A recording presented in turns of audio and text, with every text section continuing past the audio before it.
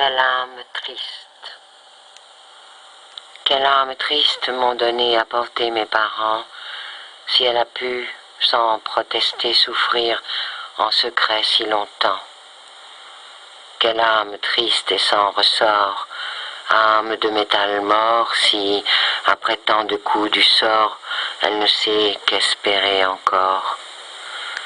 Ne sent-elle pas qu'elle est damnée et condamnée à désirer?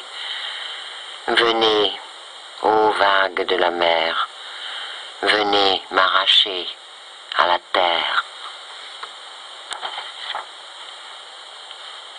Venise. La vie a déserté la superbe Venise, tous ses chants se sont tus, ses bals et ses lumières. Sur les marches de marbre et par les vieux portiques, décolorant les murs, la lune se répand. L'océan se lamente en longeant les canaux. Éternel seulement dans la fleur de son âge, il rendrait bien le souffle à la douce épousée, mais se heurte au vieux mur où résonnent ses flots. Il y a dans la ville un silence de tombe, vieux prêtre demeuré depuis les temps anciens, Saint Marc sinistre et noir bat les coups de minuit, et d'une voix profonde et d'un ton de sibylle, sereinement énoncé en cadence ces mots. Ceux qui sont morts, mon enfant, c'est en vain. Vers l'étoile.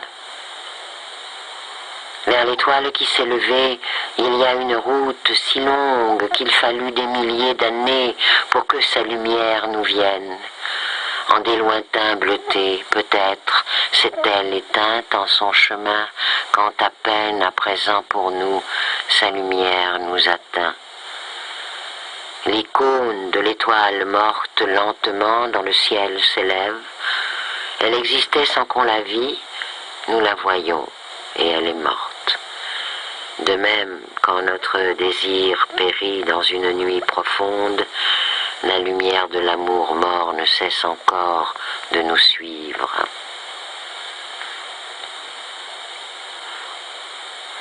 Tous ceux d'avant,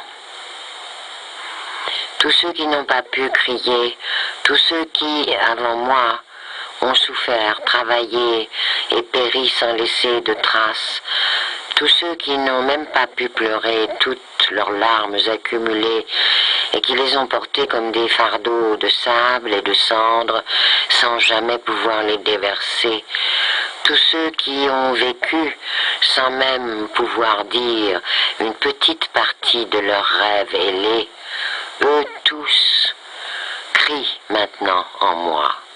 Ils me poussent, me forcent et me supplient de dire qu'eux aussi sont passés ici-bas, qu'ils ont existé et travaillé durement, qu'ils ont aimé la pluie et la glace, qu'ils ont aimé l'herbe verte et la feuille fanée, qu'ils ont aimé et souffert, sans jamais l'exprimer. Ils se sont tellement tus pendant des siècles et des siècles, des millénaires. Voilà qu'ils exigent la parole, qu'ils me poussent et me tracassent pour obtenir à travers moi une petite, infime justice. Ils me disent qu'il est urgent, nécessaire et impérieux que quelqu'un le fasse enfin. Et pourquoi moi?